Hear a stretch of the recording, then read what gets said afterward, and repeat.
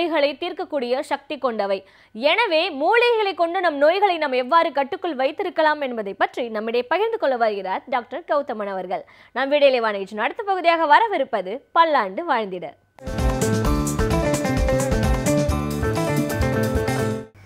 அன்பான கலைஞர் தொலைக்காட்சி நேயர்களுக்கு என்னுடைய இனிமையான காலை வணக்கங்கள்.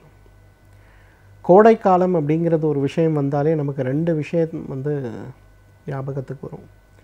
ஒன்று தர்பூசணி, இரண்டாவது பார்த்திங்கன்னா நம்ம வீட்டை சுற்றி இருக்கக்கூடிய வேப்ப மரங்களில் வரக்கூடிய அந்த அழகான வெண்மை நிறமான பூக்கள், அதோட சுகந்தமான ஒரு வாடை நமக்கு வருவதை நினைவுக்கு வருவதை பார்க்க முடியும். பள்ளிக்கூடங்களில், கிராமத்தின் ஓரங்களில் பெரும்பாலும் அன்றைக்கு வீடுகள் வாசலில் இருக்கக்கூடிய மிக முக்கியமான மரங்களில் ஒன்று எதுன்னு கேட்டிங்கன்னா வேப்ப மரம்.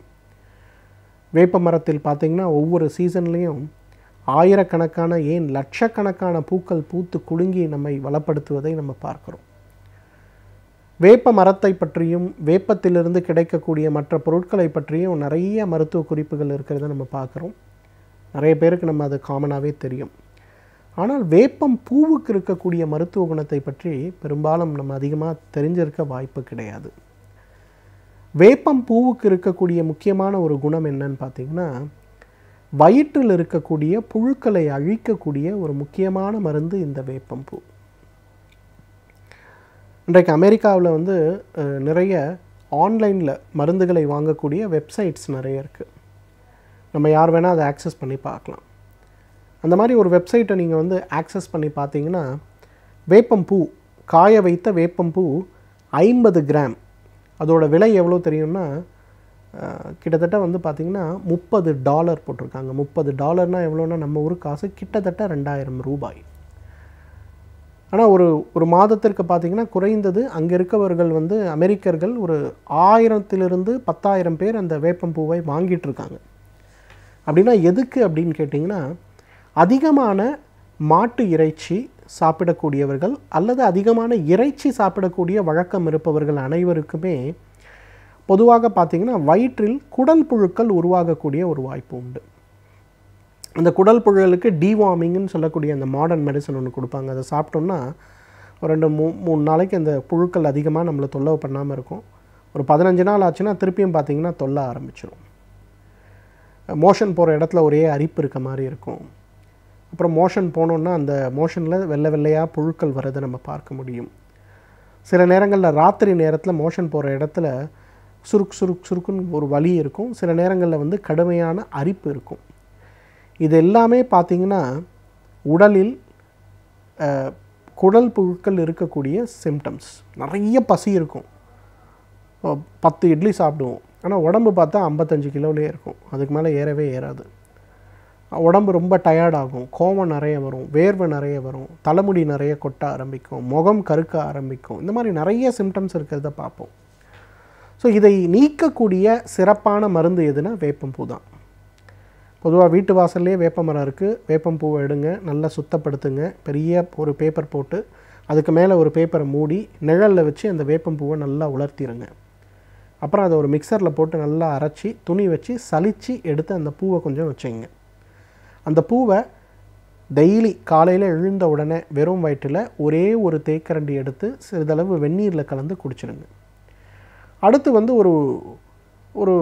ஒரு மணி நேரத்துக்கு எதுவுமே சாப்பிடாதீங்க. அப்புறம் கொஞ்சம் வெந்நீர் சாப்பிடுங்க, இல்லை உற்சாக பானங்கள் சாப்பிடுங்க. ஒரு 3 மாதம் இதை தொடர்ந்து நீங்கள் ஃபாலோ பண்ண ஆரம்பிங்க. ஒரு 3 மாதம் கழித்து பார்த்தீங்கன்னா உங்களுக்கு அடிக்கடி ஏற்படுகின்ற அந்த மோஷன் போகிற இடத்துல வரக்கூடிய அரிப்பு, மோஷன் போகும்போது வரக்கூடிய வெள்ளை புழுக்கள், அதே போல் வயிற்றில் இருக்கக்கூடிய உப்பசம், சாப்பிட்டு 2 மணி நேரம் கழித்து அடி வயிற்றில் ஏற்படக்கூடிய வலி, இந்த மாதிரி புழுக்களால் ஏற்படுகின்ற பிரச்சனைகள் நீங்கி முகம் உடல் இரண்டுமே பொலிவடைந்து நார்மலாக இருக்கிறத நம்ம பார்க்கலாம். இரண்டாவது பார்த்திங்கன்னா, இன்றைக்கு நிறைய பேருக்கு குறிப்பாக ஆண்களுக்கு மது அருந்தக்கூடிய ஒரு பழக்கம் இருக்கிறது. இந்த மது அருந்தக்கூடிய பழக்கம் ஏற்படும் போது பார்த்திங்கன்னா பெரும்பாலான நேரங்களில் வயிறு மட்டும் பானை மாதிரி ஊதிக்கொண்டே போகும், ஈரல் வேகமாக செயலிழந்து போகும். என்கிட்ட நிறைய பேர் சொல்லுவாங்க, நான் நிறையெல்லாம் குடிக்கிறது இல்லை சார், ஏதோ வாரத்தில் ஒரு நாள் கொஞ்சமாக குடிக்கிறேன் அப்படின்னு. கேஸ்ட்ரோஎன்ட்ராலஜி அசோசியேஷன்லேருந்து பிரிட்டிஷ் ஜேர்னல் ஒன்று வருது. அந்த ஜேர்னலில் ரொம்ப அழகாக சொல்கிறாங்க, நிறைய ஆராய்ச்சி உலகத்தில் இருக்கக்கூடிய விதவிதமான மக்கள் அவர்களுடைய குடிப்பழக்கங்களை பற்றி ஆராய்ச்சி செய்து எடுக்கப்பட்ட ஒரு ஆராய்ச்சி முடிவு. அந்த ஆராய்ச்சி முடிவில் அழகாக சொல்கிறாங்க, நீங்கள் நிறைய குடிச்சிங்களாலும் சரி, இல்லை மாதத்துக்கு ஒரு முறை குடித்தாலும் சரி, உங்களுக்கு ஈரல் கெட்டு போய் சிரோசிஸ் வர்றது, ஈரல் சுருக்க நோய் வந்து உயிருக்கு ஆபத்து ஏற்படுவது அப்படிங்கிறது நிச்சயமாக பாசிபிலிட்டி தான். அதில் எந்த சந்தேகமும் கிடையாது. அதனால் குடிப்பழக்கம் இல்லாமல் இருக்கிறது தான் இன்றைக்கி ஆரோக்கியத்துக்கான வழின்னு சொல்கிறாங்க.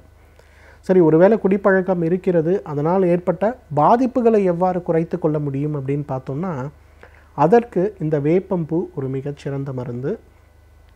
வேப்பம்பூவை ஒரு 5 கிராம் அளவுக்கு எடுத்து 300 மில்லி தண்ணீரில் போட்டு நன்றாக கொதிக்க வைக்க வேண்டும். அப்படி வந்து வேப்பம்பூ பொடி செஞ்சு வச்சிட்டிங்கன்னா 300 மில்லி தண்ணிக்கு 2 தேக்கரண்டி போட்டு நல்லா கொதிக்க வச்சு அதை 150 மில்லியாக குறைக்க வேண்டும். அதன் பிறகு அதை நல்லா வடிகட்டி பிழிந்து எடுக்கக்கூடிய அந்த ஒரு கஷாயத்தை தினசரி ஒருவேளை காலையோ மதியமோ இரவோ உணவுக்கு முன்போ பின்போ சிறிதளவு பனங்கற்கண்டு சேர்த்து, தேவைப்பட்டால் கொஞ்சம் பால் கூட சேர்த்துக்கலாம், இதை குடிச்சிடணும். இன்றைக்கி போய் ஒரு பிளட் டெஸ்ட் எடுங்க, உங்களோட லிவர் ஃபங்க்ஷன் எப்படி இருக்குன்னு பாருங்கள். அதே போல் ஒரு அல்ட்ராசவுண்ட் அப்டமன் எடுத்து உங்களோட ஈரல் எப்படி இருக்குது அப்படிங்கிறத பாருங்கள். குடிப்பழக்கம் இருப்பவர்களாக இருந்தால் என்லார்ஜாக இருக்கும், ஃபேட்டி லிவராக இருக்கும், அந்த மாதிரி பிரச்சனைகள் வரும். நான் சொன்ன மாதிரி வேப்பம்பூவிலிருந்து போடக்கூடிய அந்த ஒரு கஷாயத்தை ஒரு 3 மாதம் ஃபாலோ பண்ணுங்கள். ஒரு 3 மாதம் கழித்து திருப்பி போய் நீங்கள் உங்களுடைய லிவர் ஃபங்க்ஷன் எப்படி இருக்குன்னு ஒரு ரத்த பரிசோதனையும், உங்களுடைய வயிறு எப்படி இருக்குன்னு ஒரு அல்ட்ராசவுண்ட் அப்டமனும் நீங்கள் எடுத்து பாருங்கள். லிவர் நார்மல் அப்படின்னு சொல்லி வரும். அந்த அளவுக்கு பார்த்திங்கன்னா ஈரலை பாதுகாக்கக்கூடிய ஒரு முக்கியமான மருந்து இந்த வேப்பம்பூ. இன்றைக்கி நிறைய பேருக்கு பார்த்திங்கன்னா வெரிகோஸ் வெயின் அப்படின்னு சொல்லக்கூடிய ஒரு பிரச்சனை.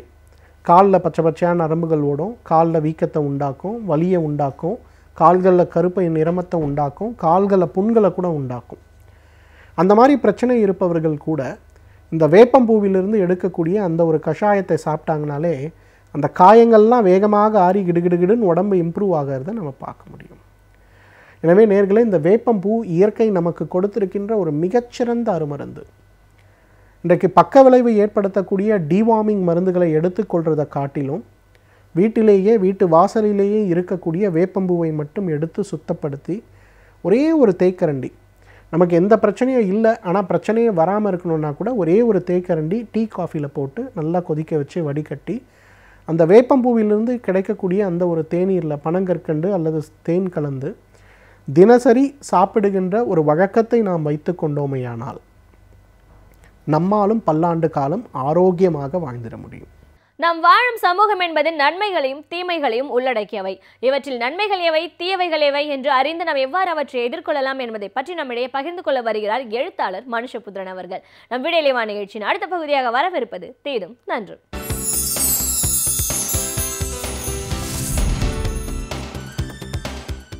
வணக்கம் நண்பர்களே, இன்னும் ஒரு இனிய காலை பொழுதில் தீதும் நன்றும் நிகழ்ச்சியில் உங்களை சந்திப்பதில் மிக்க மகிழ்ச்சி அடைகிறேன். பொதுவாக மருத்துவர்கள் என்பவர்கள் ஒரு மனிதருடைய கடவுளுக்கு நிகரானவர்கள் என்று சொல்லப்படுவது உண்டு. என்றால் ஒரு நோயாளி என்பவன் ஒரு மருத்துவரை முழுமையாக நம்புகிறான், ஒரு மருத்துவரிடம் தன்னை முழுமையாக ஒப்புக் கொடுக்கிறான். இன்னும் சொல்லப்போனால் மருத்துவர்கள் என்பவர்கள் ஒரு மனிதனுடைய அனைத்து விதமான ஒரு நல்வாழ்வைக்கான உத்தரவாதமாக இருக்கிறார்கள். இந்தியாவில் மருத்துவர்களுக்கான இடம் மிக மிக பெரியது, மிக மிக உயர்வானது. இன்னும் சொல்லப்போனால் இந்திய மரபில் மருத்துவர்களை ஒரு கடவுளைப் போல வணங்கக்கூடிய ஒரு மனோபாவம் எல்லாம் இருந்திருக்கிறது.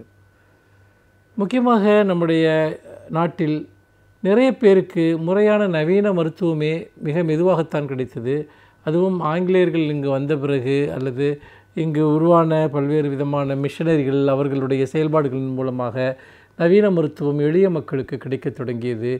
அதே போல் சேவை உள்ளம் கொண்ட சில மருத்துவர்களுடைய ஒரு அனுபவம் காரணமாகவும் மருத்துவர்கள் இந்த நாட்டினுடைய ஒரு மிகப்பெரிய அளவிற்கான மக்களுடைய வாழும் தெய்வங்களாக கூட இருந்திருக்கிறார்கள் என்று சொல்லலாம். சில மருத்துவர்கள் எல்லாம் ஒரு குறிப்பிட்ட பகுதி முழுக்க புகழ் பெற்றவர்களாக இருப்பார்கள். அவர்களை தேடி மக்கள் பெரும் அலையலையாக வந்து கொண்டிருப்பார்கள். அந்த அளவிற்கு செல்வாக்கு பெற்ற மருத்துவர்கள், மக்களுடைய நம்பிக்கை பெற்ற மருத்துவர்கள் இருந்திருக்கிறார்கள். சில மருத்துவர்களுக்கு மக்களே சிலை வைத்த சம்பவங்கள் எல்லாம் கூட நடந்திருக்கின்றன. அப்படி அதோடு மட்டுமல்லாமல் நம்முடைய நாட்டில் குடும்ப மருத்துவர், ஃபேமிலி டாக்டர் என்கிற ஒரு கருத்தாக்கமும் இருந்திருக்கிறது. அதாவது ஒரு குடும்பத்திற்கே ஒரு குறிப்பிட்ட ஒரு மருத்துவர் தான் வைத்தியம் பார்ப்பார். அந்த குடும்பத்தினுடைய எல்லா பிரச்சனைகளும் அவருக்கு தெரியும். எல்லா விதமான ஒரு நோய்கள், மனநலம் சார்ந்த பிரச்சனைகள், உறவு சிக்கல்கள் அனைத்தையும் அவர் அறிவார். அந்த வகையில் ஒரு குடும்பத்தினுடைய அனைத்து விதமான நம்பிக்கைகளுக்கும் உரிய ஒரு நபராக ஒரு மருத்துவர் இருந்த ஒரு காலம் என்பது இங்கு உண்டு என்பதை நாம் இங்கே நினைத்து பார்க்க வேண்டும். ஆனால் சமீபத்தில் மருத்துவர்கள் மீது நடத்தப்படுகிற தாக்குதல்கள் தொடர்பாக நடந்த ஒரு கருத்தரங்கில் சொல்லப்பட்ட சில புள்ளி விவரங்கள் அதிர்ச்சியூட்டக்கூடியதாக இருக்கின்றன. இந்தியா முழுக்க மருத்துவர்கள் தாக்கப்படுகிறார்கள் என்பதுதான் அந்த செய்தி. முக்கியமாக 75% மருத்துவ பணியாளர்கள் பிறரால் துன்புறுத்தப்படுகிறார்கள், தாக்கப்படுவதற்கான சூழல் ஏற்படுகிறது. முக்கியமாக மருத்துவர்கள், செவிலியர்கள், மருத்துவ உதவியாளர்கள் என பலரும் இத்தகைய ஒரு தாக்குதல்களுக்கு ஆளாகக்கூடிய ஒரு வாய்ப்புகள் இந்தியாவில் இருந்து கொண்டிருக்கின்றன. அப்படிப்பட்ட சம்பவங்கள் பரவலாக நடக்கின்றன என்கிற செய்தி. ஒரு மருத்துவரையோ அல்லது மருத்துவ ஊழியரையோ யாரும் தாக்குவதை நாம் ஒருபோதும் ஏற்றுக்கொள்ள முடியாது. சென்னையில் கூட சமீபத்தில் அப்படி ஒரு சம்பவம் நடந்தது. அதை ஒட்டி மருத்துவர்கள் எல்லாம் கூட ஒரு வேலை நிறுத்தம் செய்தார்கள், பொது மருத்துவமனையில் நடந்த அந்த சம்பவத்தின் மூலமாக என்பதையும் கூட நாம் இங்கே நினைத்து பார்க்க வேண்டும். ஆனால் அந்த ஆய்வறிக்கை, அந்த ஆய்வில், அந்த கருத்தரங்கில் சொல்லப்பட்ட ஆய்வுகள் என்ன சொல்கிறது என்றால், சமீப சில ஆண்டுகளாகத்தான் இந்த மருத்துவர்களின் மீதான இந்த தாக்குதல் அதிகரித்து வருகிறது, கடந்த சில ஆண்டுகளாக என்கிற அந்த செய்தி சொல்லப்படுகிறது. கடந்த சில ஆண்டுகளாக இந்த தாக்குதல்கள் அதிகரிப்பதனுடைய அவசியம் என்ன, என்ன சூழலில் இந்த தாக்குதல்கள் அதிகரிக்கின்றன என்பதை நாம் சிந்தித்து பார்க்க வேண்டும். அப்படி சிந்தித்து பார்க்கிற போது அடிப்படையில் ஒரு பெரிய கேள்வி நமக்குள் எழுகிறது. ஏன் மருத்துவர்கள் மீது மக்கள் கோபமடைகிறார்கள், ஏன் எரிச்சல் அடைகிறார்கள் என்பது. நான் மீண்டும் சொல்கிறேன், மருத்துவர்களோ மருத்துவர்களோ தாக்கப்படுவதை ஒருபோதும் சகித்து கொள்ள முடியாது, ஏற்க முடியாது. ஆனால் மருத்துவர்கள் தாக்கப்படுகிறார்கள். அதற்கு பின்னால் இருக்கக்கூடிய உளவியல் என்ன? இன்றைக்கு நான் ஏற்கனவே விரிவாக சொன்னது போல மருத்துவர்களின் மீது, மருத்துவமனைகளின் மீது மக்கள் நம்பிக்கை இழந்து வருகிறார்கள். பல சமயங்களில் மருத்துவர்களுடைய உண்மையான நோயாளிகளுடைய உண்மையான உடல்நலம் குறித்து உறவினர்களுக்கு தெரிவிக்கப்படுவதில்லை. மருத்துவமனைக்கு ஒருவரை உள்ளே கொண்டு போய்விட்டாலே அவருக்கு என்ன நடக்கப் போகிறது என்பது உறவினர்களுக்கு கூட தெரியாது. மிகவும் அந்நியப்படுத்தப்பட்ட ஒரு சூழலில் அவர்களுக்கு மருத்துவம் நடக்கிறது. இன்னொரு முக்கியமான பிரச்சனை, மிகப்பெரிய அளவிற்கு பணம் கறப்பது என்பது இன்று மருத்துவத்தில் ஒரு பெரிய தொழிலாக வளர்ந்துவிட்டது. மிகப்பெரிய அளவிற்கு பணத்தை வாங்கி கொண்டு அந்த நோயாளிகளை பிணமாக திருப்பி கொடுக்கிற போதோ அல்லது பக்க விளைவுகள் ஏற்படுத்தக்கூடிய வகையில் மோசமான சிகிச்சைகளை செய்கிற போதோ பெரும் விளைவுகள் ஏற்படுகின்றன. அதன் காரணமாக மக்கள் மிக கடுமையான கோபத்தை அவர்கள் அடைகிறார்கள் என்பதை நாம் பார்க்க முடிகிறது. நிறைய மருத்துவமனைகளில் இதுதான் பிரச்சனை. அதாவது தாங்கள் ஏமாற்றப்படுகிறோம் என்கிற உணர்வு மக்களுக்கு ஏற்படுகிறது. அப்படிப்பட்ட ஒரு உணர்வு ஏற்படுவது நல்லதா என்பதை நாம் சிந்தித்து பார்க்க வேண்டும். ஏனென்றால் மருத்துவம் என்பது அது ஒரு வர்த்தகம் அல்ல, ஒரு சேவை. ஆனால் இன்றைக்கு மருத்துவ படிப்பிற்காக மிகப்பெரிய அளவிற்கு பணத்தை செலவிட்டு படிக்கக்கூடியவர்கள் அந்த பணத்தை திரும்ப எடுப்பதற்கு இதை ஒரு வர்த்தகமாக பயன்படுத்துகிறார்கள், குறுக்கு வழிகளை பயன்படுத்துகிறார்கள். பல மருத்துவமனைகளில் மிக போலியான பரிசோதனைகள் செய்யப்படுகின்றன, மிக தேவையற்ற அறுவை சிகிச்சைகள் மேற்கொள்ளப்படுகின்றன. அதன் வழியாக நோயாளிகள் கடுமையான துன்பத்தையோ அல்லது சில சமயம் மரணத்தையோ கூட அவர்கள் அடைய நேரிடுகிறது. இதற்கெல்லாம் யார் பொறுப்பு? இதற்கெல்லாம் யார் காரணம்? இங்கே இப்போது உருவாகியிருக்கக்கூடிய இந்த வர்த்தகமயமாக்கப்பட்ட மருத்துவ பண்பாடு தான் இதற்கு காரணம் இல்லையா? அப்படி இருக்கிற போது நோயாளிகளுக்கும் மருத்துவர்களுக்குமான இடைவெளி அதிகரித்து வருகிறது. நோயாளிகளை பராமரிப்பவர்களுக்கும் மருத்துவர்களுக்குமான இடைவெளி அதிகரித்து வருகிறது. மருத்துவர்களை மிகவும் சந்தேகிக்கக்கூடிய ஒரு சூழலில் ஒரு நோயாளிக்கு ஒரு முறையான ஒரு மருத்துவம் நடந்ததா இல்லையா என்பதை பற்றிய ஆழமான சந்தேகங்கள் எல்லோருக்கும் ஏற்பட்டு வருகின்றன, கேள்விகள் ஏற்பட்டு விடுகின்றன. இந்த ஆழமான சந்தேகங்களின் அடிப்படையில் மேற்கொள்ளக்கூடிய இது போன்ற தாக்குதல்கள் என்பது அதிகரித்து வருகிறது.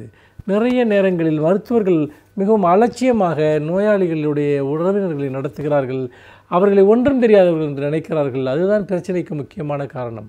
ஏனென்று கேட்டால் ஒரு அச்சத்தின் அடிப்படையில் தான் இது போன்ற விஷயங்கள் மேற்கொள்ளப்படுகின்றன. ஆகவே மருத்துவம் சார்ந்த விஷயங்களில் ஒரு ஜனநாயகபூர்வமான வெளிப்படைத்தன்மை கொண்ட நாணயமான செயல்பாடு இருந்தால் மட்டும்தான் நோயாளிகளால் மருத்துவர்கள் தாக்கப்படுவதை தடுக்க முடியும். மருத்துவம் என்பது உணர்ச்சிபூர்வமான ஒரு விஷயம். அதை மருத்துவர்கள் நியாயமாக கையாள்வது மிக முக்கியம் என்று சொல்லி மீண்டும் இன்னும் ஒரு புதிய சிந்தனையோடு உங்களை சந்திக்கிறேன். நன்றி, வணக்கம். பல்வேறு துறைகளை சார்ந்த பிரபலங்கள் அவர்களுடைய அனுபவங்களை நம்முடன் பகிர்ந்து கொள்ளும் போது அது நமக்கு சிறந்த வழிகாட்டுதலாக அமைகின்றது. அந்த வகையில் இன்றைய சிறப்பு விருந்தினர் யார் என்பதை பற்றியும் அவர்கள் என்ன செய்திகளை நம்முடன் பகிர்ந்து கொள்ளப் போகிறார்கள் என்பதையும் பார்க்கலாம். நம் விடியலை வான நிகழ்ச்சியின் அடுத்த பகுதியாக வரவிருப்பது சிறப்பு விருந்தினர் பகுதி.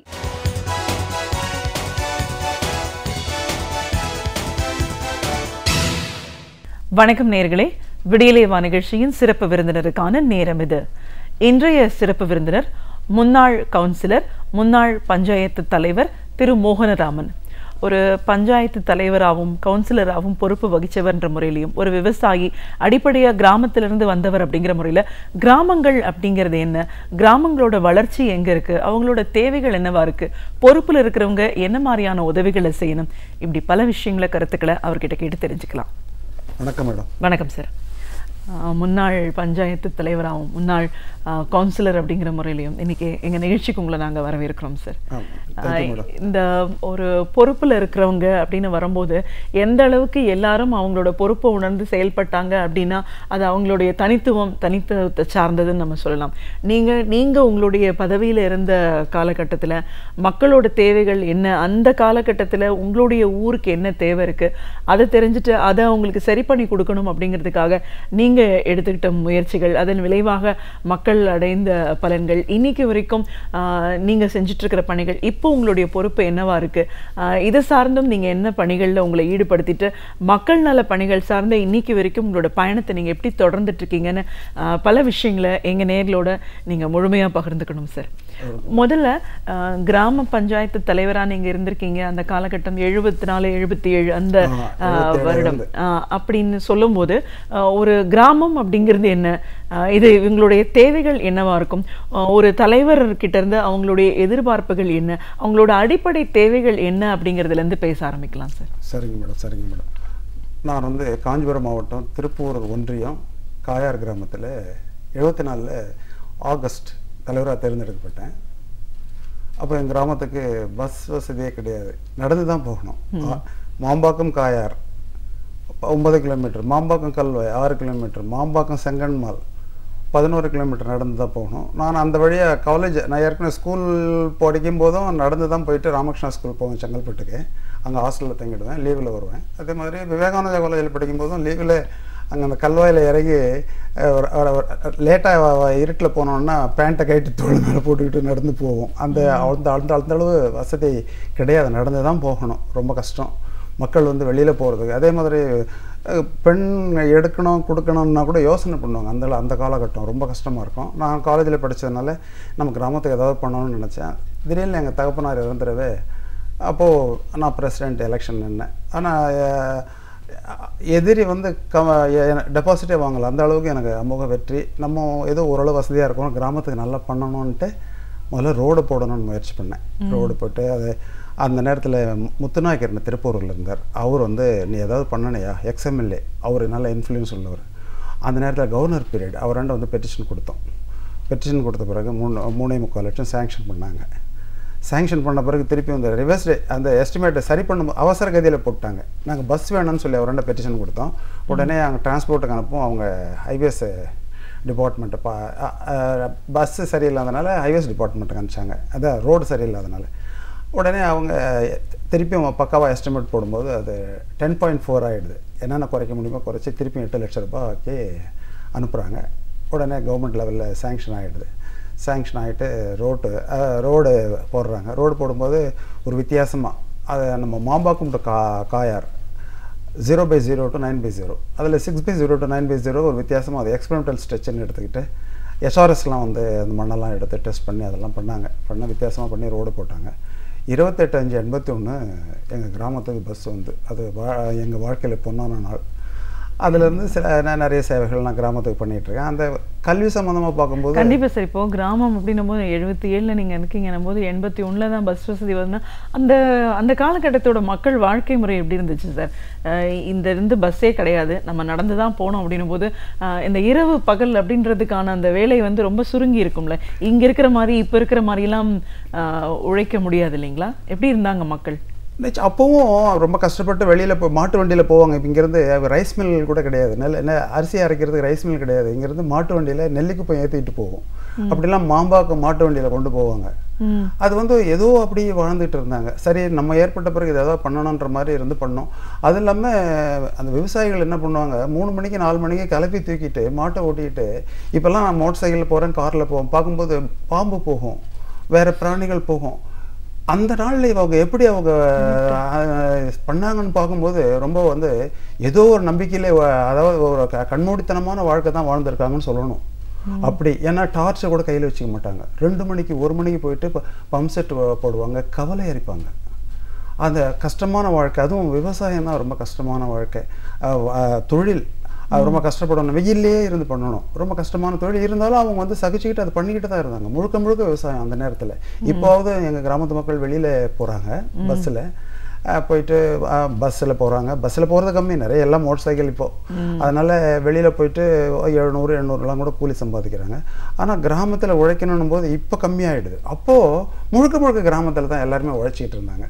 பஸ் வசதி ஆன பிறகு, வெளியில் போன பிறகு இப்போ இந்த விவசாயமே கொஞ்சம் மங்கிடுது. ஆமாம், பாதி நிலைமை தரிசாக இருக்குது. ஸோ எல்லாரும் இங்கே சிட்டி நகரத்தை நோக்கி வராங்க. ஆமாம், சம்பாதிக்க ஆரம்பிச்சிட்டாங்க. அதனால் ஓரளவு வசதியாக, அதாவது சாப்பாட்டுக்கு கஷ்டம் இல்லாமல் ஓரளவு போக்குவரத்துக்கு இதெல்லாம் வசதியாக இருந்துக்கிட்டு இருக்காங்க. கிராமங்கள் தான் வந்து ஒரு நாட்டோட முதுகெலும்பு, அதோட வளர்ச்சி தான் ரொம்ப முக்கியம் அப்படின்னு நம்ம சொல்கிறோம். இன்றைக்கும் விவசாயத்துக்கு எல்லாரும் திருப்பி போகணும் அப்படிங்கிற மாதிரி ஒரு பக்கம் சொல்லிட்டு இருக்காங்க. ஆனால் அதுக்கு பற்றின சரியான ஒரு புரிதல் இல்லை, தேவைகளை அரசாங்கம் செய்யலைன்னு ஒரு பக்கம் குரல் கொடுக்குறதையும் நம்ம பார்க்குறோம். ஒரு கிராமம் வளமாக இருக்கிறதுக்கு என்னெல்லாம் தேவையாக இருக்குது சார்? கிராமம் வளமாக இருக்கணும் அப்படின்னா விவசாயிக்கு வந்து அரசாங்கம் நிறைய முக்கியத்துவம் கொடுத்து பண்ணணும் மேடம். இப்போது மருந்து போடுறோம், பூச்சிக்கொல்லி, இதெல்லாம் வந்து இப்போ நிறைய பேர் இப்போ சமீப காலமாக இயற்கை வேளாண்மைக்கு இறங்கிட்டாங்க. ஆனால் இந்த மருந்து விலை இதெல்லாம் உச்சத்துக்கு போயிடுது. இப்போ நெல் சாகுபடி பண்ணி நாங்கள் என்ன பண்ணுறோன்னா, நெல்லை போடும்போது அந்த வியாபாரி கம்மி விலைக்கு வாங்குறாரு. ஆனால் நீங்கள் மார்க்கெட்டில் பார்த்தீங்கன்னா அந்த 50 ரூபா 60 ரூபா கிலோ அந்த லெவலில் விற்கிறாங்களே ஒழிய எங்களாண்ட வாங்கும்போது கம்மி. அதே மாதிரி இப்போ கூட அந்த காரில் நான் வரும்போது பார்த்துட்டு வரேன், ஒருத்தர் வந்து வெண்டைச்செடிக்கு மருந்து அடிக்கிறார். அதை வெண்டைக்காய் அறுத்து இங்கேருந்து போகும்போது அவர் 15 ரூபா 12 ரூபா 10 ரூபா இங்கே கிலோவுக்கு வாங்கிட்டு மார்க்கெட்டில் 40 ரூபா. அதே மாதிரி இப்போ எனக்கு ஓரளவு சவுக்கெலாம் இருக்குது. சவுக்கு வந்து அங்கே வாங்கும்போது 1000-1500 தான் டன்னு. ஆனால் இங்கே பார்த்தீங்கன்னா 8000-10,000 டன்னுக்கு துட்டியில் விற்கிறாங்க. ஆனால் விவசாயிகிட்ட வாங்கும்போது கம்மி விலைக்கு வாங்குறாங்களே ஒழிய அதை வெளி மார்க்கெட் பண்ணும்போது அது மாறி மாறி போகும்போது ஹை விலையில் போகுது. இதை அரசாங்கம் சரி பண்ணி பண்ணும்போது நிச்சயமாக விவசாயத்தின் பக்கம் மக்கள் திரும்புவாங்க. இன்றைக்கி நாங்கள்லாம் விவசாயம் பண்ணுறோம், ரொம்ப கஷ்டப்பட்டுக்கிட்டு விவசாயம் பண்ணுறோம். நிலங்கள் தரிசாக இருக்கக்கூடாது, நம்ம தகப்பனார் காலத்துலேருந்து நம்ம நிலங்கள் இருக்குது, அதை ஏதாவது பண்ணணும்னு சொல்லிட்டு பண்ணுறமே ஒழிய அது லாபகரமான தொழில் இல்லை. நிலங்களை வந்து தரிசாக போடக்கூடாது அப்படின்றதுக்காக விவசாயம் பண்ணிக்கிட்டு இருக்கோம். ஆனால் நிறைய பேர் விவசாயத்தை விட்டுட்டு சிறு விவசாயிகள், ஒரு 2 ஏக்கர் இருக்கும், அவர் அந்த 2 ஏக்கர் விவசாயத்தை பண்ணுறதை விட வெளியில் போயிட்டு சம்பாதிச்சாருன்னா அது லாபகரம். அந்த சூழ்நிலையில் இன்னைக்கு கிராமங்கள் போயிட்டுருக்குது. அதனால் விவசாயம் வந்து இப்போ விவசாயத்தை நோக்கி போகணும்னு சொல்லி நம்ம நினைக்கும் போது அரசாங்கம் விவசாய பக்கம் திரும்பி என்னென்ன தேவைன்றதை அவங்கள வந்து அதை செய்து கொடுக்கணும். செய்து கொடுத்தா தான் இப்போது விளைபொருட்களுக்கு உரிய விலை எடுக்கணும். நெல்லுக்கு உரிய விலை, சவுக்குக்கு உரிய விலை, காய்கறிகளுக்கு உரிய விலை அப்படின்போது அப்போது நிச்சயமாக அந்த பக்கம் திரும்புவாங்க. அதுதான் இன்றைக்கி வந்து விவசாயம் க்ஷீணித்து போனதுக்கு காரணமே இந்த விலைவாசியினுடையது தான். கம்மி விலையாக எடுக்கிறாங்க, அங்கே போய் நல்ல விலைக்கு விற்கிறாங்க. அதனால் விவசாயம் வந்து பெருத்த லாபம் இல்லாததுனால எல்லாம் வந்து நகரத்தை நோக்கி நகர்ந்துனே போயிருக்காங்களே ஒழிய விவசாயம் பக்கம் யாரும் திரும்புறதில்லை. உங்களுடைய அந்த காலகட்டம் அப்படின்னு பார்க்கும்போது கிட்டத்தட்ட 25 ஆண்டுகளுக்கெல்லாம் முன்னாடி அப்படின்னு பார்க்கும்போது கல்விக்காகவும் சின்ன பசங்க மாணவர்கள் மாணவ மாணவிகள் ரொம்ப கடினமாக உழைச்சிருக்காங்க இல்லையா? பள்ளிக்கூடத்துக்கும் ரொம்ப தூரம் நடந்து போக வேண்டிய ஒரு காலகட்டம், பள்ளியிலையும் முழுமையாக ஆசிரியர். ஆனால் உங்களுடைய காலகட்டத்தில் அந்த ஆசிரியர் எண்ணிக்கை அதிகப்படுத்தணுன்றதுக்காக கூட நீங்கள் பாடுபட்டிருக்கீங்க இல்லைங்களா? ஆமாம் மேடம். இங்கே எங்கள் ஊர்லேருந்து நாங்கள் பிரைமரி 5வது வரைக்கும் காயாரில் இருக்குது. இங்கேருந்து கல்வாய் 6 கிலோமீட்டர். இந்த பையை தூக்கி தலையில் வச்சுக்கிட்டு பையன் கல்வாய்க்கு போவான் நடந்து. அதே மாதிரி மாம்பாக்கம் போவான் நடந்து. அது மாதிரி காலகட்டம். அப்போது அந்த நேரத்தில் வந்து எங்கள் ஸ்கூல் வந்து ஏற்கனவே மிடிலாக இருந்தது. ஒரு காலகட்டத்தில் அப்படியே குறைஞ்சி பிரைமரி ஆகிடுது. 2001 அதை நான் என்ன பண்ணேன், என்னை பிடிஏ தலைவராக தேர்ந்தெடுக்கிறாங்க. தேர்ந்தெடுத்த பிறகு உடனே அந்த வருஷமே ப்ரப்போசல் ரெடி பண்ண சொல்கிறேன். அப்புறம் அப்படியே பேப்பரும் கூட போயிட்டு அந்த நேரத்தில் கலைஞர் ஆட்சி அந்த எங்கள் பகுதியில் திரு சொக்கலிங்கம் எம்எல்ஏவாக இருந்தாங்க. அவரை கூட்டிகிட்டு போயிட்டு அவர் பேராசிரியர் அறிமுகப்படுத்தி ரெக்கமெண்டேஷன் லெட்டர் கொடுக்குறாரு. அந்த வருஷமே எங்கள் ஸ்கூல் மிடில் ஆகிடுது. மிடில் ஆன கூட பார்த்தா மிடில் ஆகிடுது 2 டீச்சர் தான் இருக்காங்க. உடனே நாங்கள் என்ன பண்ணுறோம், பிடிஏ எனக்கு பொறுப்பு வந்துடுது இல்லைங்களா, அதனால் நான் என்ன பண்ணுறேன், 5 டீச்சர் போட்டு சம்பளம் கொடுக்குறேன். அவங்களுக்கு சம்பளம் கொடுத்துட்டு அப்போ தான் சரி பண்ண முடியும். காரணம் 2 அரசாங்க டீச்சர் என்ன பண்ண முடியும் அப்படி பண்ணிக்கிட்டு இருந்தோம். அதே மாதிரி இந்த சென்னையில் எய்ம் ஃபார் சேவான்னு ஒரு நிறுவனம், அவங்க கூட அந்த டியூஷனுக்காக ஹெல்ப் பண்ணாங்க. அந்த நேரத்தில் அவங்களாண்ட ஈவினிங்கில் என்ன பண்ணுவோம், அந்த பிடிஏ டீச்சர்ஸ்க்கு சம்பளம் கொடுத்து இந்த 1500 இந்த பிள்ளைகளை, இந்த சீனியர் பிள்ளைகளை, அதாவது 4, 5, 6, 7க்கு நீங்கள் ஏதாவது மோட்டிவேட் பண்ணோன்னு சொல்லி அப்படிலாம் ஹெல்ப் பண்ணிகிட்ருக்கோம். மகளிர் மேம்பாடு, மகளிரோட வாழ்க்கை தரம் உயரணும் அப்படிங்கிறதுக்காக கூட இந்த குழுக்களுக்கெல்லாம் நிறைய உதவி, அதுக்கான பயிற்சிகள்லாம் கூட கொடுத்துட்ருக்கீங்க இல்லையா? ஆமாங்க. நான் வந்து 2000 வருஷம் அந்த கிராமத்தில் வனக்குழு தேர்ந்தெடுத்தாங்க. அதுக்கு அதனுடைய நோக்கம் காடு வளர்ப்பு திட்டத்தில் அந்த வனக்குழு ஏற்படுத்தினாங்க. அதனுடைய நோக்கம் என்னென்னா காடுகள் பாதுகாக்கப்படணும் அப்படின்னு. அது ஜப்பான் ஃபண்டு. இங்கே மட்டும் இல்லை, காஞ்சிபுரம் மாவட்டம் இல்லை, எல்லா தமிழ்நாடு பூராமே அந்த காடுகள் எங்கே இருக்கோ அந்த அதில் வனக்குழு ஏற்படுத்தி அதை தலைவர் தேர்ந்தெடுத்தாங்க. இப்போ எங்கள் கிராமத்திலே 3 வனக்குழு இருந்தது. எங்கள் கிராமம் வந்து காயார் மெயின் வில்லேஜ். அது பக்கத்து மதுரா கிராமம் சோழந்தாங்கல், அங்கே ஒரு VFC village forest council. Eechangadu அது காயார் பஞ்சாயத்து, அங்கே ஒரு வனக்குழு ஏற்படுத்தி பண்ணாங்க. அதில் நிலைப்பணிகள் சிலதெல்லாம் பண்ணாங்க. ஒரு ஸ்கூலுக்கு ஒரு பீரோ வாங்கி கொடுக்குறது, காம்பவுண்ட் வால் வாங்கி கொடுக்குறது பண்ணுறது, அதுக்கப்புறம் சின்ன சின்ன ரோடு போடுறது, பிள்ளைகளுக்கு வந்து தட்டுலாம் வாங்கி கொடு, இப்படிலாம் பண்ணிவிட்டு இந்த சின்ன டேங்க் OHT டேங்க் பண்ணி கொடுக்குறது அதெல்லாம் பண்ணாங்க. அதில் வந்து 2000 வருஷம் எங்கள் வில்லேஜுக்கு வந்து எங்கள் விஎஃப்சிக்கு 2,10,000 ரூபாய். அடுத்த வருஷம் 140, அதுக்கு அடுத்த வருஷம் 70, அதுக்கு 2 வருஷம் 35, மொத்தம் 290 எங்களுக்கு கொடுத்தாங்க. அதில் வந்து நான் என்ன பண்ணேன், அதை லோன் கொடுத்து அது வருவாய் பெருக்கும் திட்டம்ன்றான். அது சின்ன சின்ன விவசாயிகளுக்கு அதை கொடுக்கும்போது அதை அந்த லோனில் வாங்கி இது ஒரு இட்லி கடை, ஒரு பெட்டி கடை, ஒரு விவசாயத்துக்கு பயன்படுத்துறது, ஒரு கறவை மாடு வாங்குறது, இப்படி கொடுத்தாங்க. அதில் எங்கள் வில்லேஜில் வந்து 2000 ஆரம்பித்ததில் இப்போ இந்த ஏப்ரல் வரைக்கும் 2983 பேருக்கு நான் லோன் கொடுத்துருவேன். இன்ட்டு 5000. எங்கள் வில்லேஜ் யாரை 98% ரெக்கவரி ஆகுது. சந்தோஷம். அதாவது கரெக்டாக கட்டிடுறாங்க. அவங்க என்ன பண்ணுவாங்க, கட்டும்போது இந்த 10ஆம் தேதி கட்டினாங்கன்னா 10ஆம் தேதி லோன் தரணும்னா 10ஆம் தேதி கரெக்டாக போட்டுக்கிட்டு 10ஆம் தேதி கட்டுருவாங்க.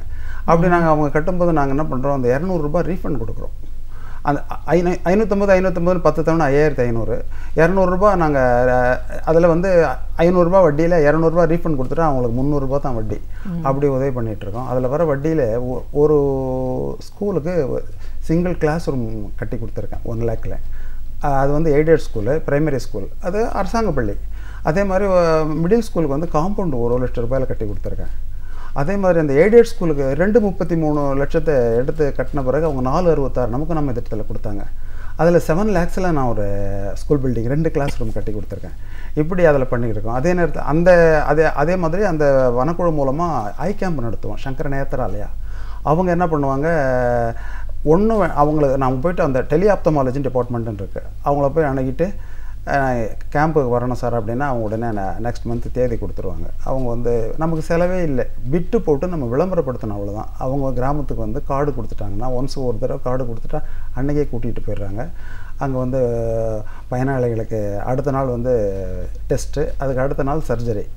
சிலர் வந்து ரிஜெக்ட் பண்ணுவாங்க. அவங்க வந்து பிபி இருக்கும், சுகர் இருக்கும், அவங்களுக்கெல்லாம் 1 week அப்பாயின்மெண்ட் கொடுத்து உடனே அடுத்த வாரம் சரி பண்ணிட்டு வாங்க அப்படின்னா ஒன்ஸ் கார்டு கொடுத்துட்டாங்கன்னா அவங்க வந்து இன்னும் 6 மாதம் கழித்து கூட இன்னொரு கண்ணை கூட போய் சர்ஜரி பண்ணிக்கலாம். அந்த சர்ஜரி பண்ண பிறகும் அவங்க கொண்டாந்து கிராமத்தில் விட்டுடுறாங்க. ரொம்ப பெரிய பணி, ஒரு மகத்தான பணி. அழகாக ஒரு 10 டெஸ்ட் இல்லை 15 டெஸ்ட்டு கூட அவங்க வந்து நல்லா சிறப்பாக பண்ணுறாங்க. அதை பண்ணிகிட்ருக்கோம். மாலை நேர வகுப்பு நடத்துகிறோம் இந்த விஎஃப்சியில் வர இதில், அது மாதிரி பண்ணிகிட்ருக்கோம்.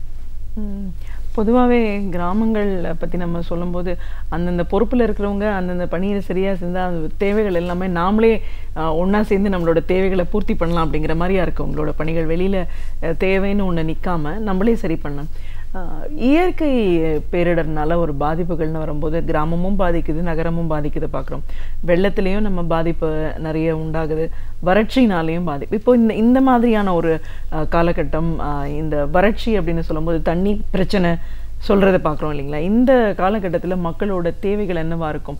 அந்த ஏரி குளங்கள்லாம் சரியான முறையில் தூர்வாரணும் அப்படிங்கிறதெல்லாம் பற்றி இப்போது ஒரு விழிப்புணர்வு ஏற்படுத்துறதுக்காக சொல்லிக்கிட்டு இருக்கோம். உங்களுடைய கிராமத்தை பொறுத்த வரைக்கும் அதெல்லாம் எப்படி இருக்குது? ஆமாம் மேடம், இப்போது எங்கள் கிராமத்தில் பிடபிள்யூடி ஏரி இருக்குது, மைனர் இரிகேஷன் டேங்க், அது பஞ்சாயத்து யூனியன் கண்ட்ரோல். ரெண்டுமே ஆழம் குறைஞ்சி போச்சு, ஆழமே இல்லை.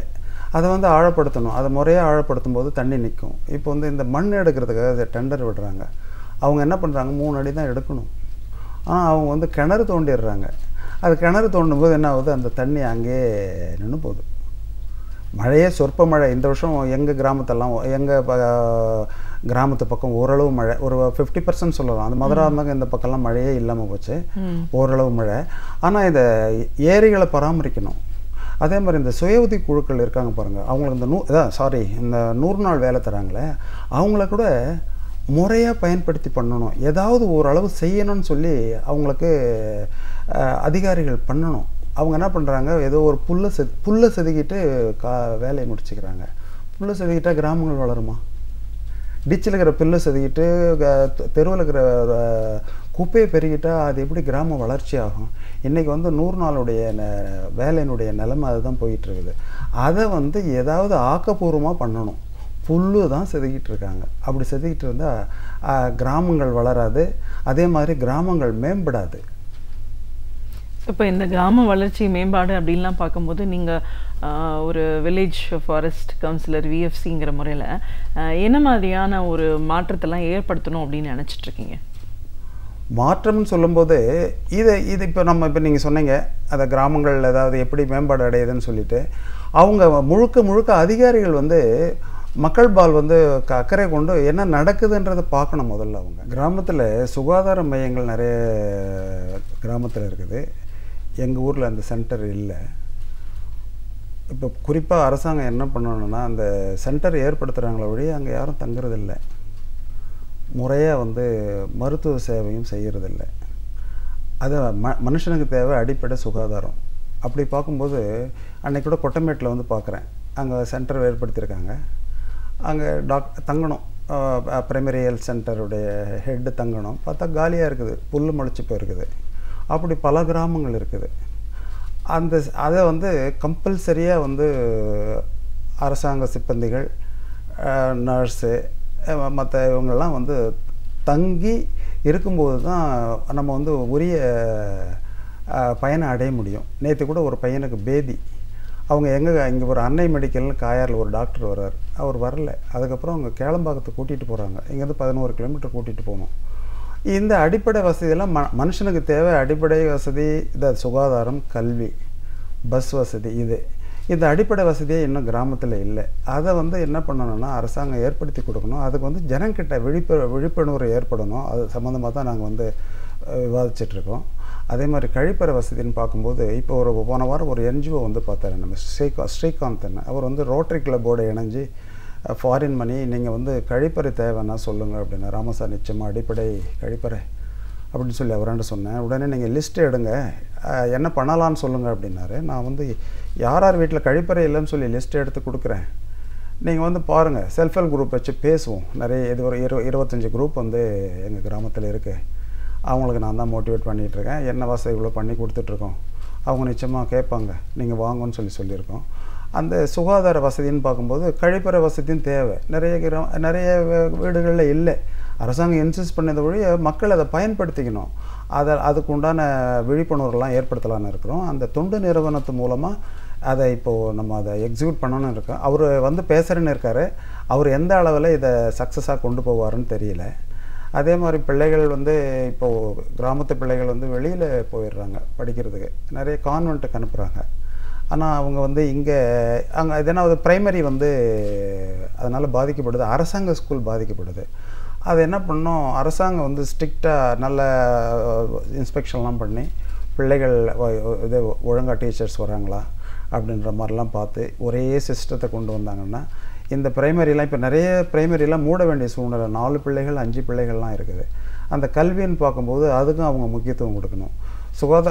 அதை கழிப்பறை வசதிகள் ஸ்கூலில் செய்து தராங்களா ஒழிய அதை சரியான முறையில் பராமரிக்கிறாங்களான்றது அந்த சம்மந்தப்பட்ட அதிகாரிகள் பார்க்கும்போது தான் கிராமங்கள் வளர்ச்சி அடையும். நம்ம கிராமங்கள் வளருதுன்னு சொல்லிகிட்டு இருக்கோம் ஒழிய இது மாதிரி அடிப்படை தேவைகளை அவங்க செய்தால் தான். அதே மாதிரி எங்கள் கிராமத்துக்கு வந்து 3 பஸ்ஸு, இப்போ ஒரு பஸ் நின்று போச்சு. அந்த பஸ்ஸு உடனே ஏன் நின்று போச்சுன்னு சொல்லி சம்மந்தப்பட்ட டிரான்ஸ்போர்ட் அதிகாரி வந்து கேட்கணும். கேட்கும்போது தான் வந்து அந்த உரிய நேரத்தில் இங்கேருந்து வந்து ஒரு விவசாயி வெளியில் போயிட்டு ஏதோ ஓரளவு சம்பாதிக்க முடியும், வேறு காரணங்களாக வெளியே போக முடியும். அது அடிப்படை வசதி, ஒரு காய்கறி வாங்கணும் போகணுன்ற மாதிரி நிறைய தேவைகள் இருக்குது.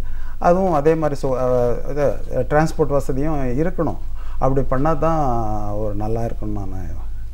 முன்னாள் பஞ்சாயத்து தலைவராகவும் முன்னாள் கவுன்சிலர் அப்படிங்கிற முறையிலையும் ஒரு கிராமம் அப்படின்றது என்ன, அதோட வளர்ச்சி அப்படின்னு பார்க்கும்போது பொறுப்பில் இருக்கிறவங்களோட பங்களிப்பு என்னவா இருக்குது? உங்களுடைய பதவி காலங்களில் நீங்கள் மக்களுக்காக செஞ்ச பணிகள் என்ன, இன்றைய தேவைகள் அப்படின்னு பார்க்கும்போது என்னெல்லாம் இருக்குது? இதெல்லாம் பூர்த்தி செய்யணும் அப்படிங்கும்போது மக்கள் மத்தியிலையும் ஒரு விழிப்புணர்வு வரணும். அரசாங்கமும் கிராமம் வளர்ச்சி மேம்பாடில் எவ்வளோ தூரம் அக்கறையோடு செயல்பட வேண்டிய அவசியம் இருக்குன்னு உங்களோட அனுபவங்கள் சார்ந்த பல விஷயங்களை எங்களோட நீங்கள் முழுமையாக பகிர்ந்ததுக்கு நன்றி. ரொம்ப நன்றி மேடம். நன்றி. பல நூற்றாண்டு காலங்களாக இருக்கும் பல அரிய நூல்களில் இருந்து நாம் படிக்க தவறியவற்றை மிகவும் அழகு தமிழில் நமக்கு வழங்க வருகிறார் பேராசிரியர் சுபவீரபாண்டியன் அவர்கள். நம் வீடியோலே வா நிகழ்ச்சியின் அடுத்த பகுதியாக வரவிருப்பது ஒன்றே சொல் நன்றே சொல்.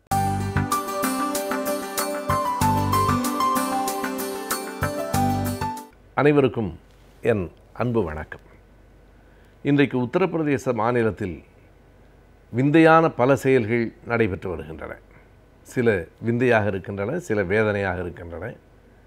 இந்தியாவினுடைய இயல்புகளுக்கெல்லாம் மாறாக இன்றைக்கு ஒரே கலாச்சாரத்தை கொண்டு வர வேண்டும் என்கிற போக்கில் உத்தரப்பிரதேசத்தில் தொடங்கி இந்தியா முழுவதும் அந்த போக்குகள் பரவுவதற்கான முயற்சிகள் நடைபெற்று கொண்டிருக்கின்றன. கடந்த 3ஆம் தேதி, மே மாதம் 3ஆம் தேதி 2 நிகழ்வுகள் உத்தரப்பிரதேசத்திலே நடந்திருக்கின்றன. இரண்டும் ஒரே நாடில் நடந்திருக்கிறது என்பதுதான் ஒரு முரண் என்று கூற வேண்டும். அந்த உத்தரப்பிரதேசத்தில் முதலமைச்சராக பொறுப்பேற்றிருக்கிற யோகி ஆதித்யநாத் அன்றைக்குத்தான் ஒரு அறிவிப்பை வெளியிடுகிறார். நோயுற்ற பசு மாடுகளுக்கு உடனடியாக ஆம்புலன்ஸை நீங்கள் வரவழைக்கலாம் என்று. அதற்காகவே அந்த மாநிலத்தில் ஆம்புலன்ஸ் ஒன்று உருவாக்கப்படுகிறது. இது வேறு எந்த மாநிலத்திலும் அல்லது வேறு நாட்டிலும் இல்லாத ஒன்று. விலங்குகள் கவனிக்கப்பட வேண்டும், விலங்குகளிடத்தில் நமக்கு அன்பு வேண்டும் என்பதெல்லாம் சரியானது தான். ஆனால் அது எல்லா விலங்குகளுக்கும் பொருந்தாது. பசுமாடுகளுக்கு மட்டும் அப்படி ஆம்புலன்ஸ் கொண்டு வருகிற போது நாம் எதை கவனிக்க வேண்டியிருக்கிறது என்றால், அதே மே மாதம் அதே 3ஆம் தேதி உத்தரப்பிரதேசத்தில் இருக்கிற எட்டவா மாவட்டத்தில் ஒரு சிறுவன் இறந்து போகிறான்.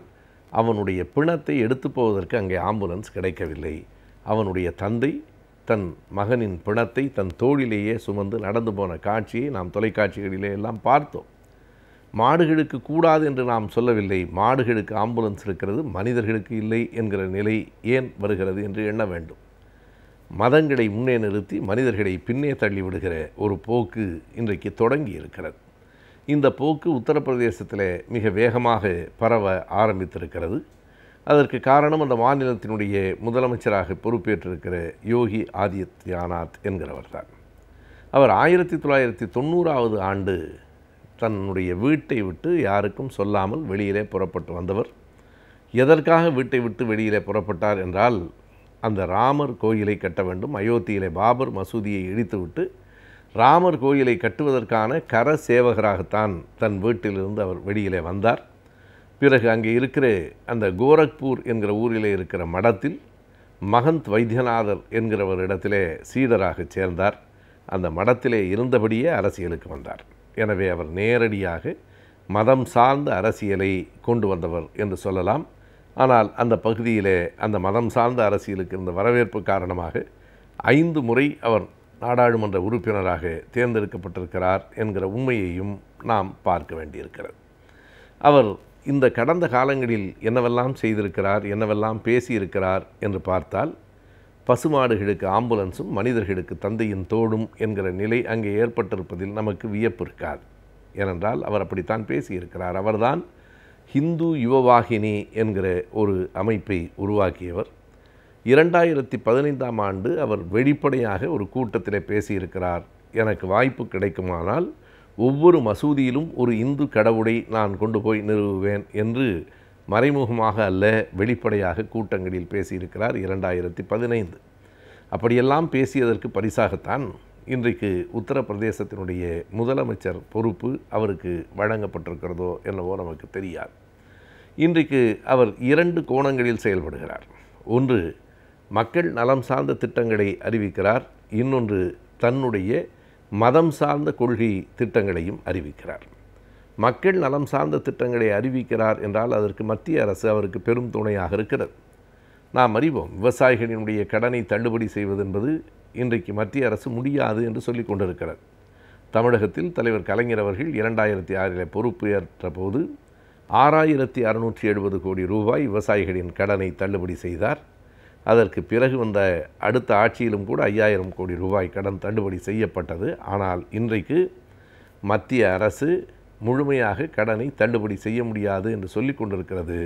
ஆனால் மறைமுகமாக உத்தரப்பிரதேச அரசுக்கு உதவுகிற காரணத்தாலே தான் அங்கே இருக்கிற முதலமைச்சர் 36,000 கோடி ரூபாய் கடனை விவசாயிகளுக்கு தள்ளுபடி செய்வதாக அறிவிக்கிறார். எனவே ஒரு மாநிலத்தில் மட்டும் மத்திய அரசின் உதவியோடு அவர்களால் 36,000 கோடி ரூபாய் கடனை தள்ளுபடி செய்ய முடிகிறது.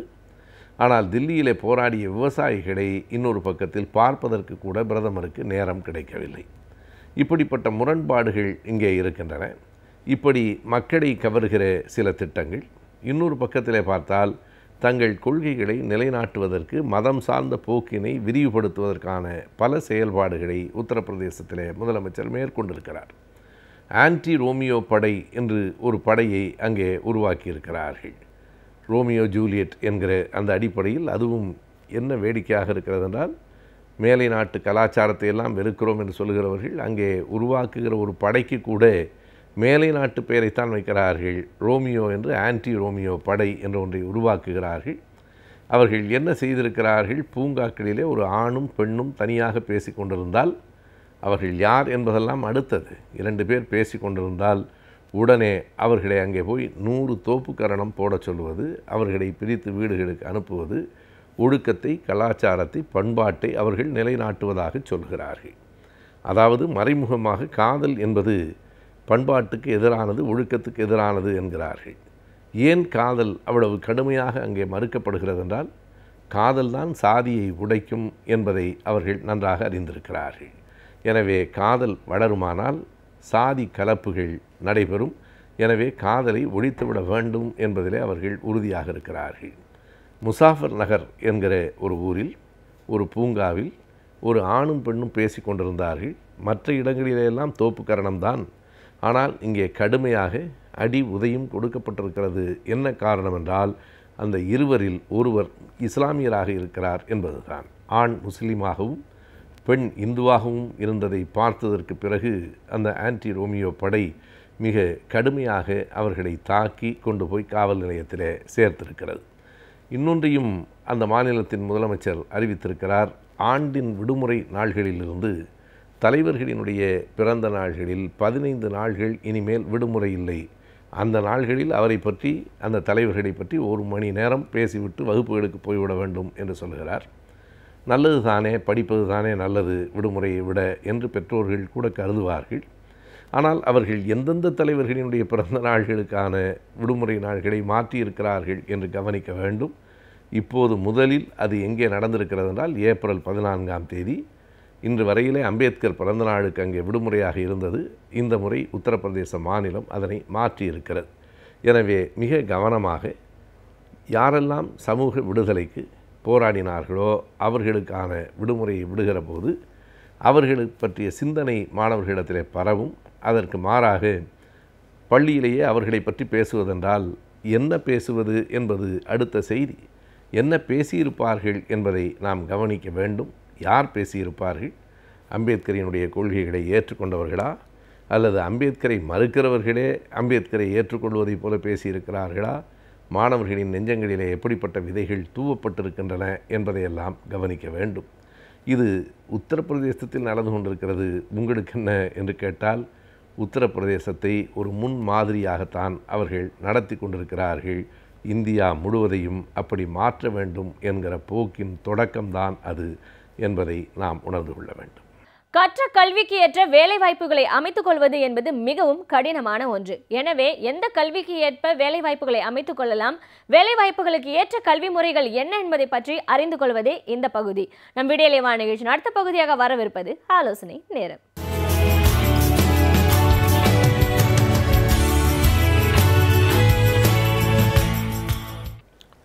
வணக்கம். நம்ம இந்த ஆலோசனை நேரம் நிகழ்ச்சியில் ஒரு பட்டதாரி இளைஞர் அவருடைய பட்டப்படிப்பிற்கு பின்னால் என்ன மாதிரியான அரசு துறைகளில் என்ன மாதிரியான வேலைகளுக்கு போகலாம், அரசு சார்ந்த நிறுவனங்களில் என்ன மாதிரியான பணிகளுக்கு செல்லலாம், அந்த பணிகளுக்கான தேர்வு முறை என்ன, அதற்கு ஏதாவது தேர்வு இருந்தால் அந்த தேர்வினுடைய முறைகளும் தேர்வுகளும் என்னென்ன, அந்த தேர்வை நடத்தக்கூடிய அமைப்புகள் என்னென்ன, அந்த தேர்வுக்காக தயாராகிற போது ஒரு மாணவர் சந்திக்கக்கூடிய பிரச்சனைகளும் சவால்களும் எப்படி இருக்குது, அந்த சவால்களை எப்படி எதிர்கொள்ள வேண்டும், அவற்றை எதிர்கொண்டு எப்படி சக்ஸஸ்ஃபுல்லாக அந்த தேர்வை தேர்ச்சி அடைய வேண்டும், நமக்கான இலக்கை அடைய வேண்டும் அப்படிங்கிறது குறித்து நம்ம தொடர்ச்சியாக பேசிட்டு வந்துட்ருக்கோம். அந்த வகையில் மத்திய அரசு பணியாளர் தேர்வாணையம், அதாவது UPSC நடத்தக்கூடிய தேர்வுகள் என்னென்ன அப்படின்னு குறித்து பார்த்தோம். அதுக்கப்புறம் IAS தேர்வுகள்னு சொல்லக்கூடிய சிவில் சர்வீசஸ் எக்ஸாமினேஷன், அந்த எக்ஸாமினேஷனுடைய ஸ்கீம் என்ன, அமைப்பு என்னங்கிறத பற்றி பார்த்தோம். அதனுடைய ஒரு பகுதியாக ஆளுமை தேர்வில் ஒரு மாணவருக்கு என்ன மாதிரியான சந்தேகங்கள்லாம் இருக்கும், அந்த சந்தேகங்களை எப்படி சரி பண்ணுறது, அதை எப்படி ஓவர் கம் பண்ணுறது, எப்படி ஒரு சக்ஸஸ்ஃபுல் அண்ட் எஃபெக்டிவ் இன்டர்வியூ கொடுக்கறது அப்படின்னு குறித்து பேசினோம். அந்த இன்டர்வியூனுடைய ஒரு பகுதியாக ஸ்ட்ரெஸ் இன்டர்வியூ அண்ட் ஸ்ட்ரெஸ் எப்படி ஒர்க் ஆகுது, எப்படி ஒரு ஸ்ட்ரெஸ் ஒரு மாணவரை பாதிக்குது அப்படிங்கிறத குறித்து நம்ம பேசிகிட்டு இருக்கிறோம். அதில் பார்த்திங்கன்னா stress created by oneself, அதாவது தனக்குத்தானே உருவாக்கக்கூடிய ஸ்ட்ரெஸ்ஸு, இன்னொன்று சொசைட்டிலேருந்து வரக்கூடிய ஸ்ட்ரெஸ்ஸு, மூன்றாவது சக மாணவர்களால் வரக்கூடிய ஸ்ட்ரெஸ் அப்படின்னு 3 வகையான stress apart from stress interview. இதை பற்றி நம்ம பேசினோம். அதில் stress created by self and stress created by society பற்றி நம்ம பேசினோம்.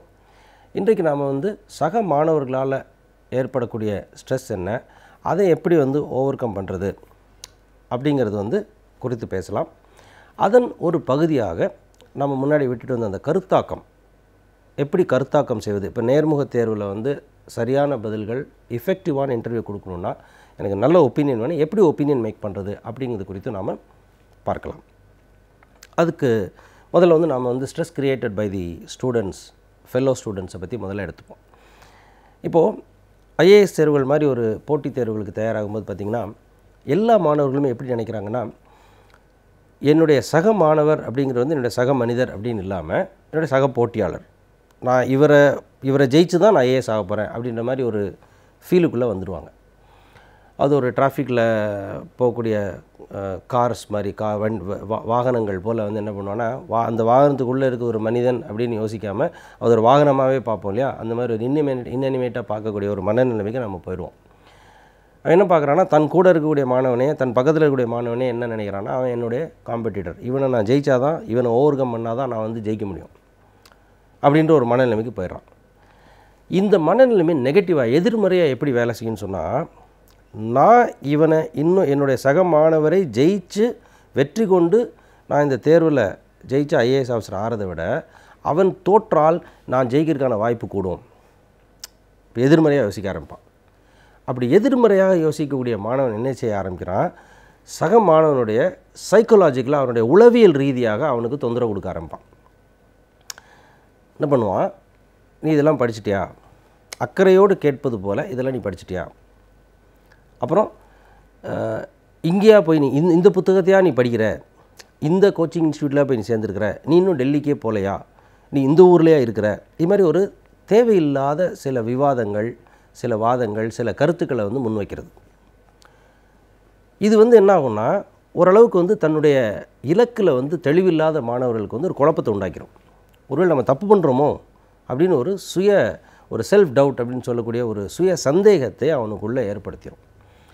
இப்போது செல்ஃப் டவுட்டுங்கிறது ரொம்ப கஷ்டமான ஒரு விஷயம். அந்த செல்ஃப் டவுட்டை நம்ம ஆரம்பத்திலே முளையிலே கள்ளி எரியலைன்னு சொன்னால் அந்த செல்ஃப் டவுட் வளர்ந்து நம்மளுடைய ஆளுமையை மாற்றக்கூடிய ஒரு நெகட்டிவான ஒரு ஃபீலிங்.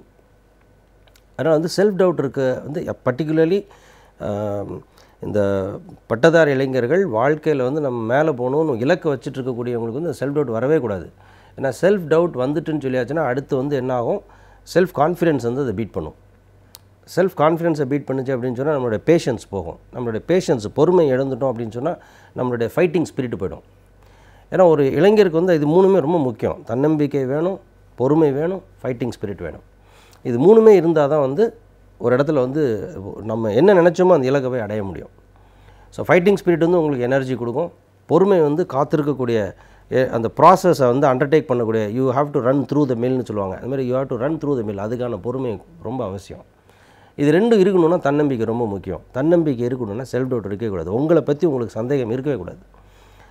இந்த சந்தேகத்தை ஏற்படுத்தக்கூடிய மாதிரியான இந்த மாதிரி கருத்துக்கள், இந்த மாதிரியான விவாதங்களுக்குள்ளே முதல்ல போகவே போகாதீங்க. நீ இந்த ஊரில் தான் இருந்து படிக்க போறியா, எங்கே இருந்தாலும் நான் தான் படிக்கணும், இந்த புத்தகம் தான் படிக்க போறியா, எல்லா புத்தகத்துலேயும் ஒரே கருத்து தான் இருக்குது. இப்போ வரலாறு, இந்தியன் நேஷனல் ஃப்ரீடம் ஸ்ட்ரகிள், இந்திய விடுதலை போராட்டம்னு சொல்லியாச்சுன்னா வேறு புத்தகத்தில் வேறு போராட்டம் இருக்க முடியாது. ஒரே போராட்டம் தான் இருக்க முடியும். இப்போ கான்ஸ்டியூஷன் ஆஃப் இந்தியான்னு சொல்லியாச்சுன்னா அரசியலமைப்பு சட்டத்தை யாரும் மாற்ற முடியாது. இந்தியாவுக்கு ஒரு கான்ஸ்டியூஷன் தான். எந்த ஆசிரியர் எந்த ஆத்தர் புத்தகம் எழுதினாலும் அதில் கான்ஸ்டியூஷன் தான் இருக்க போகுது. நான் இது படிக்கிறேன், எனக்கு இது கம்ஃபர்டபுளாக இருக்குது. மூன்றாவது, இந்த இன்ஸ்டியூட்லேயே போய் சேர்ந்த, இந்த மாதிரி ஆள் கூடையாக இருக்கிற, இந்த மாதிரியாக நீ வந்து தயாராகிற, இந்த மாதிரி கேள்விகள் நான் சரியாக தான் போயிட்டுருக்கேன். இந்த மாதிரி நெகட்டிவாக போயிட்டுருக்கக்கூடிய விஷயங்களை முதல்ல புறந்தள்ளிட்டு நான் சரியாக தான் இருக்கிறேன் அப்படின்ற எண்ணத்தை உங்களுக்குள் விதையுங்கள். நம்பர் 1. சரி, அப்போ எப்படி சார் இருக்க முடியும்? ஒரு வேளை நான் ஒரு தப்பான புக்கு படிச்சிருந்தா, ஒரு வேளை நான் ஒரு தவறான இடத்துல, நிஜமாகவே தவறான இடத்துல இருந்திருந்தா, அப்போ நான் அடுத்தவன் சொல்கிறத கேட்கவே கூடாதா, ஆலோசனை எடுக்கக்கூடாதா? அப்படி சொல்ல வரல. அது வச்சா குடுமி அடித்தா மொட்டைன்ற லெவலில் நான் யாருக்கிட்டையும் ஆலோசனையே வாங்காதீங்க, இல்லாட்டா எல்லார் ஆலோசனையும் ஏற்றுக்கோங்க அப்படின்னு சொல்லலை. எல்லாருடைய ஆலோசனையும் ஏற்றுக்கொள்வதும் தவறு, யார்கிட்டையும் ஆலோசனையை வாங்க மாட்டேன்னு சொல்கிறதும் தவறு. ரெண்டுக்கும் மத்தியில் ஒரு பேலன்ஸ்டு வியூ ஒன்று இருக்குது. ஆலோசனை வாங்குவேன், எனக்கான தேவை என்னங்கிறத நான் தெளிவுபடுத்திக்குவேன், எனக்கான தேவை என்னங்கிறத தெளிவாக்கிட்டு நான் ஆலோசனைகளை வாங்குவேன். அந்த ஆலோசனைகளை நான் வந்து எடை போட்டு பார்ப்பேன். எனக்கான தேவைக்கு ஏற்றாற் போல் இருக்கக்கூடிய, என்னுடைய தேவையை முழுமைப்படுத்தக்கூடிய, தீர்க்கக்கூடிய எந்த ஆலோசனை இருந்தாலும் அதை நான் ஏற்றுக்கொள்வேன் அப்படிங்கிற பக்குவத்துக்கு வரணுங்கிறது தான் என்னோடய பாயிண்ட். யார் என்ன சொன்னாலும் கேட்குறதும் தப்பு, யாருக்கிட்டையும் கேட்க மாட்டேன்னு சொல்லிட்டு போகிறதும் தப்பு. ஆக இப்போ நீங்கள் முதல்ல இருந்து பார்த்தீங்கன்னா, நான் முதல்ல சொன்ன விஷயத்துக்கு தான் நான் மறுபடியும் வர்றேன். Be responsible. Be responsible in sense என்னன்னு சொன்னால், இப்போ ஐஏஎஸ் தேர்வுன்னு எடுத்துட்டிங்கன்னா அந்த தேர்வு முறை என்ன, அந்த தேர்வுக்கு என்ன படிக்கணும், இந்த தேர்வுக்கு யூபிஎஸ்சி என்ன எதிர்பார்க்குது அப்படிங்கிற விஷயத்தை தெரிஞ்சுக்கோங்க. தெளிவாக தெரிஞ்சுக்கோங்க.